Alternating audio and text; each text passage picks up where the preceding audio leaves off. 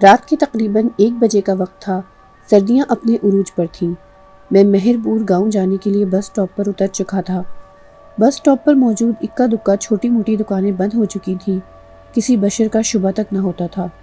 دسمبر کی یخ بستہ چلنے والی ٹھنڈی ہواؤں نے ہر طرف ہو کا عالم طاری کر رکھا تھا۔ میں بس سے اترنے کے بعد پریشانی کے عالم میں اپنا بیگ گھسیٹتا ہوا سڑک کنارے کھڑا ہو گیا۔ نور پور جانے کے لیے مجھے اس سے آگے کا راستہ معلوم نہیں تھا۔ 1 منٹ میں نے اپنا تعارف تو کرایا ہی نہیں۔ میرا نام حسن علی ہے۔ پیشے کے لحاظ سے میں ایک استاد ہوں۔ میری عمر کوئی 33 سال ہوگی۔ شادی شدہ اور 2 بچوں کا باپ ہوں۔ نور پور کے اسکول میں میرا تبادلہ ہوا تھا، اسی لیے میں نور پور پہنچا تھا۔ اسکول کے پرنسپل نے مجھے خط میں بتا دیا تھا کہ اسکول کا چپڑاسی مجھے بس اسٹاپ پر تانگے سمیت ملے گا، پھر وہی مجھے اسکول سے ملحقہ سرکاری رہائش میں لے جائے گا۔ مگر وہ بیچارہ شاید میرا انتظار کرتے کرتے واپس چلا گیا تھا، کیونکہ نور پور جانے والی ایک بس مجھ سے چھوٹ گئی تھی۔ دوسری بس نے مجھے 1 بجے یہاں لا کر کھڑا کر دیا۔ دھند کی وجہ سے ہر طرف بیابان نظر آتا تھا۔ میں پریشانی کے عالم میں جہاں تک دیدے پھاڑ پھاڑ کر دیکھ سکتا تھا دیکھ رہا تھا۔ سردی سے میری ٹانگیں کپ کپانا شروع ہو گئی تھیں۔ یہ اس بات کا اشارہ تھا کہ جلد سے جلد مجھے اپنے لیے ٹھہرنے کا انتظام کر لینا چاہیے، جو کہ فی الحال نظر نہیں آ رہا تھا۔ میں نے بیگ میں رکھی ٹارچ نکالی اور اسے بٹن دبا کر آن کیا۔ اتنے میں میرے کانوں میں لاٹھی ٹیکنے کی آواز آنے لگی، جیسے کوئی بوڑھا شخص آہستہ آہستہ سڑک پر لاٹھی ٹیکتے ہوئے میری طرف آ رہا ہو۔ میرا دل اضطراب کے مارے بلیوں اچھلنے لگا۔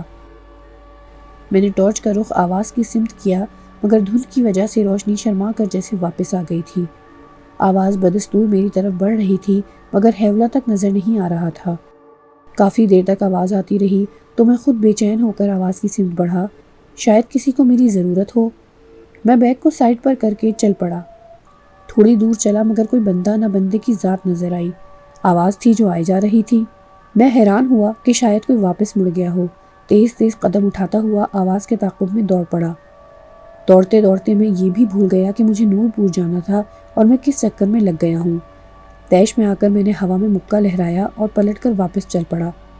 ابھی 2-3 قدم ہی اٹھائے ہوں گے کہ کسی نے میرے کندھے پر ہاتھ رکھا۔ سخت سردی میں میرا بدن کپ کپا رہا تھا، مگر وہ ہاتھ تو جیسے برف کی مانند تھا۔ پہلی بار خوف کے مارے میرے پورے بدن میں سنسنی پھیل گئی اور میں نے ڈرتے ہوئے اپنی گردن پیچھے موڑی۔ میرے سامنے ایک بوڑھا کھڑا تھا جس نے سردی کی وجہ سے منہ پر دیہاتیوں کی طرح کپڑا لپیٹ رکھا تھا۔ کپ کپاتے ہاتھ سے لاٹھی تھامے ہوئے مجھے دیکھ رہا تھا۔ بوڑھے کو یوں سردی میں ٹھٹرتا دیکھ کر میرا سارا غصہ کافور ہو گیا اور میں نے حیرت سے پوچھا، بابا جی آپ کہاں تھے؟ آپ کی لاٹھی کی آواز سن کر میں نے آپ کو بہت ڈھونڈا مگر آپ نظر نہیں آئے۔ بیٹا میں چلتے چلتے تھک گیا تھا، ذرا دیر کے لیے سستانے بیٹھ گیا تھا۔ اوہ میرے خدایا، اچانک میرے منہ سے نکلا۔ آواز کے پیچھے میں پاگل ہو کر دوڑ رہا تھا۔ شاید اس بے چینی میں میری نظر بیٹھے ہوئے بوڑھے پر نہ پڑی ہو۔ میں نے دلی دل میں خود کو کوسا اور بوڑھے کا ہاتھ پکڑ کر پوچھا، آپ نے کہاں جانا ہے؟ بوڑھے نے سر اٹھا کر میری طرف دیکھا اور کہا، تم اس علاقے میں نئے آئے ہو شاید۔ میں بوڑھے کی نظر اور پہچان کا قائل ہو گیا۔ جی بابا جی، میں ابھی یہاں آیا ہوں۔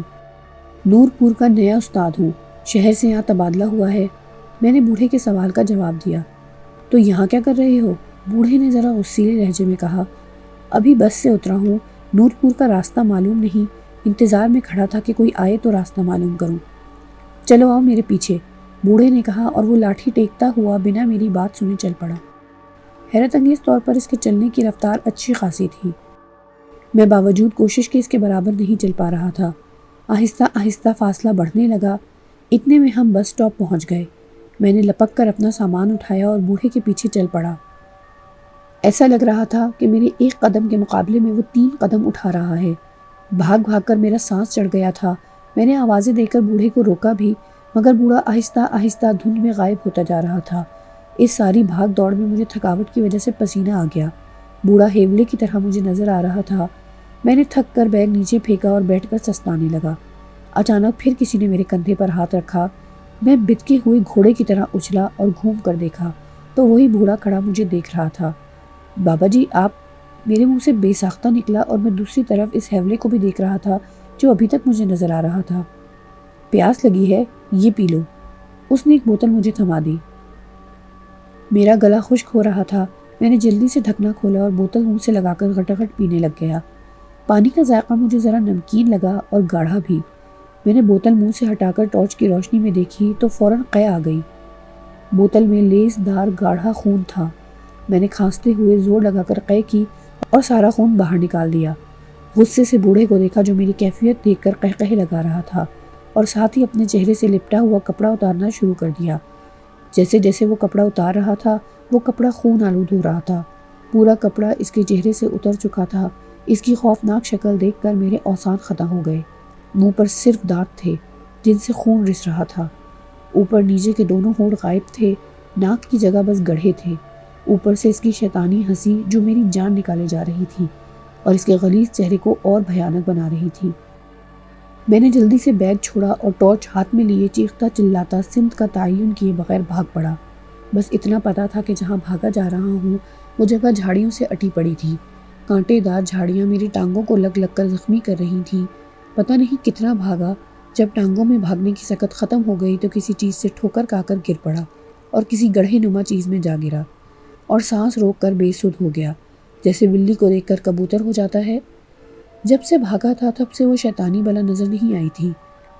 میں گڑھے میں دبکا پڑا تھا کہ اتنے میں ایک بار پھر وہی لاٹھی کی ٹک ٹک سنائی دی جو ایک بار پھر میری طرف بڑھ رہی تھی۔ سر سے پاؤں تک جسم کے بال مارے خوف کے کھڑے ہو گئے تھے۔ جی کرتا تھا زور زور سے چلاؤں، ساری دنیا کو اپنی مدد کے لیے بلا لوں۔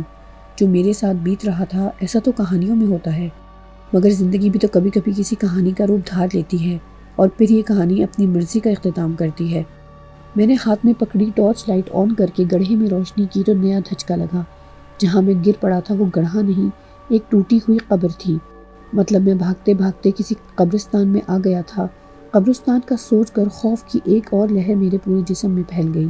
لاٹھی کی ٹک ٹک کی آواز ابھی بھی آ رہی تھی کہ یکایک ایک ہاتھ نے میری گردن پکڑی۔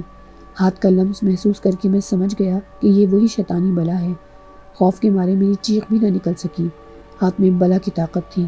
اس نے مجھے تنکے کی طرح گڑھے سے نکال کر زمین پر پھینک دیا۔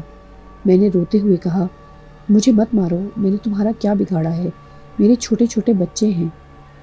اس نے ایک لمبا قہقہا لگایا اور بولا، مجھے پیاس لگی ہے، تیرا خون پینا ہے، مجھے بھوک لگی ہے، تیرا گوشت کھانا ہے۔ رات کے اس پہر جب دنیا سو جاتی ہے تو شیطان اپنے شکار پر نکلتے ہیں۔ آج میرا شکار تو ہے، تجھے میرے ہاتھوں سے بچانے والا کوئی نہیں۔ یہ کہہ کر اس نے اپنا لمبا ہاتھ میری طرف بڑھا دیا۔ وہ مجھ سے کافی دور کھڑا تھا مگر اس کا ہاتھ لمبا ہوتا ہوتا میری گردن پہنچ چکا تھا۔ اس کے سخت کھردرے ناخن میری گردن میں چبھ رہے تھے۔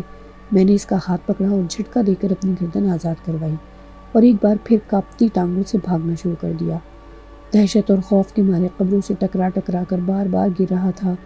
بھاگتے بھاگتے میری نظر قبرستان میں اگے درختوں پر پڑی۔ وہاں چھوٹے چھوٹے بچے پرندوں کی مانند ٹہنیوں پر بیٹھے مجھے گھور رہے تھے۔ ان کی الوؤں جیسی بڑی بڑی آنکھوں میں بلا کا طلسم تھا جو میری طاقت کو شل کر رہا تھا۔ اسی اثنا میں میرا وجود کسی سے ٹکرا گیا۔ پورا قبرستان میرے منہ سے نکلنے والی چیخوں سے گونج اٹھا۔ میں گر کر اٹھ کھڑا ہوا۔ سامنے جو دیکھا تو ایک باریک سفید کپڑوں میں ملبوس نورانی چہرے والے بزرگ کھڑے تھے۔ جلدی سے بھاگ کر ان کی طرف بڑھا اور چیخنے لگا، مجھے بچا لو، مجھے بچا لو، وہ شیطانی بلا میرے پیچھے پڑی ہے۔ اس بزرگ نے ہاتھ کی انگلی اپنے ہونٹوں پر رکھتے ہوئے مجھے خاموش رہنے کا اشارہ کیا۔ اتنے میں میرے پیچھے وہی شیطان لاٹھی سے ٹک ٹک کرتا آ رہا تھا۔ بزرگ نے مجھ سے کہا، بولو، زور سے بولو، حق ہو، اللہ ہو، ہر درد کی دوا اللہ ہو، مشکل کشا اللہ ہو۔ جیسے ہی اس کے منہ سے اللہ ہو کی آواز نکلی، درختوں پر بیٹھے بچوں نما پرندے پھڑپڑا کر اڑنے لگے۔ پورے قبرستان کی فضا ان سے بھر گئی۔ وہ بوڑھا جو میرے قریب آ چکا تھا، بزرگ نے چیختے ہوئے مجھے کہا، بولو، حق ہو، اللہ ہو۔ میں نے زور زور سے دیوانہ وار بولنا شروع کر دیا۔ بوڑھے کے ہاتھ سے لاٹھی گر گئی اور وہ سر تھامتے ہوئے زمین پر گر گیا، پھر ایک گدھ کی شکل اختیار کر کے اڑ گیا۔ میرے حواس ورد کرتے کرتے کنٹرول میں آ رہے تھے۔ دل کی بے چین دھڑکنیں پرسکون ہونے لگی تھیں۔ میں اس بزرگ کو دیکھے جا رہا تھا جس کا چہرہ چاند کی طرح چمک رہا تھا۔ میں نے آگے بڑھ کر اس کا ہاتھ چومنا چاہا مگر وہ تو ہوا کی مانند کھڑا مسکرا رہا تھا۔ پھر وہ مجھ سے مخاطب ہوا، بیٹے، انسان کے اندر خوف اور ڈر پیدا کر کے اس پر قبضہ کرنا شیطانی طاقتوں کا سب سے بڑا ہتھیار ہوتا ہے۔ اپنے دل کو ہر وقت اللہ کے ذکر سے پرسکون رکھو۔ پھر ہوا کے جھونکے کی طرح وہ بزرگ بھی ہوا میں تحلیل ہو گئے۔ میں انہیں جاتا دیکھ ہی رہا تھا کہ میرے کانوں میں آواز پڑی، اللہ اکبر، اللہ اکبر۔ فجر کی اذان کی آواز تھوڑے فاصلے سے آ رہی تھی۔ میں آواز کی سمت چل پڑا۔ تھوڑی دیر میں ایک گاؤں میں داخل ہو گیا جس کے بورڈ پر نور پور لکھا ہوا تھا۔ مسجد کے امام صاحب سے اسکول کا چپڑاسی کا پتہ معلوم کر کے اس سے اپنے لیے الاٹ کیا ہوا گھر کھلوایا۔ میری حالت دیکھ کر وہ پریشان ہو گیا۔ اس کو میں نے بس اتنا کہا کہ آوارہ کتے میرے پیچھے لگ گئے تھے، سامان والا بیگ بھی کہیں گر گیا ہے، بڑی مشکل سے یہاں پہنچا ہوں۔ اس نے مجھے اپنے گھر سے دھوتی اور قمیض لا کر دی۔ نہا دھو کر میں نے مسجد میں نماز پڑھی، صبح ناشتہ گاؤں کے چودھری کے پاس کیا۔ وہی چپراسی میرا بیگ بھی تلاش کر کے لے آیا۔ وہاں سے سیدھا میں اسکول گیا جہاں میری کلاس کے بچے اپنے نئے استاد سے ملنے کو بے تاب بیٹھے تھے۔